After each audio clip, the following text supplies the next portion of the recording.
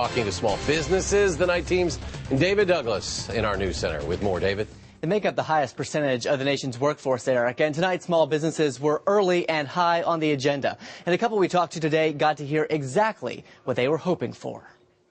The funny faces at Oompa Toys in Middleton aren't reacting to the State of the Union, but they sit on the shelves of the very kind of company President Barack Obama backed in his address to the nation. The thing that would help us grow is access to capital. That's our #1 problem that we have. We cut taxes for small businesses. Obama proposed using $30 billion in repaid bank bailout loans to help bolster small businesses like this little toy store with big dreams. Entrepreneur is defined as someone who takes a risk.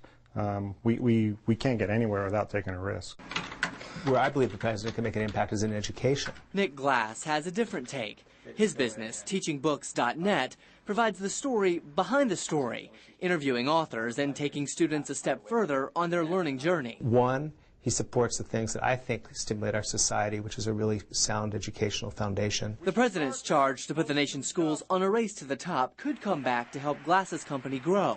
But both he and the folks at Oompa Toys know, ultimately, it will be actions that speak louder than any words. So the proof is in the pudding. You know, you can get up there and say, we're going to help small businesses, but unless the banks aren't giving out the money, then the small businesses aren't being helped. And Glass at Teaching Books tells me he'd really like to see the president back additional resources that help small businesses get started, like business classes for people who have great ideas but not necessarily business experience, something that helped him get off the ground. And David, the president also mentioning a possible small business tax credit, right? Yes, though he didn't really get super specific about it, Eric. He wants a new small business tax credit to go to more than 1 million small businesses who hire new workers or raise wages, but that's really all he said. He also did say, though, he'd like to strike the capital gains tax for small business investment, something that got a partial standing ovation. Yeah, that was received well. David Douglas in our news center tonight. David, thank you very much.